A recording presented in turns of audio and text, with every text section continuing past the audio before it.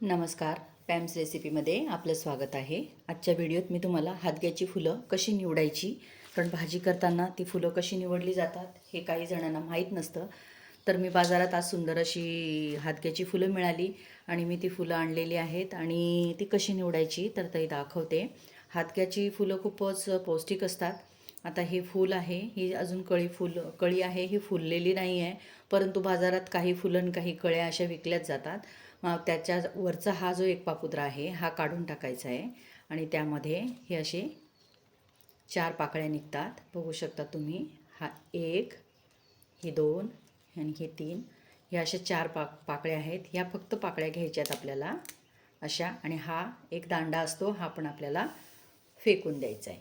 त्यानंतर ह्या पाकळ्या आपल्याला ह्या मी अशा निवडलेल्या आहेत। तर कळ्या असल्या तर कळ्यांमधलंही काढून घ्यायचं आहे आणि फुलं असले तर फुलांमधलंही काढायचं आहे, आणि हा जो भाग आहे तो फेकायचा आहे। मी अशा पद्धतीने निवडलेली आहेत।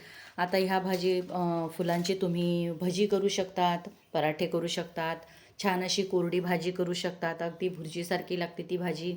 त्यानंतर भगराळं करू शकतात। तो व्हिडिओ पाहिजे असेल तर कमेंटमध्ये नक्की कळवा।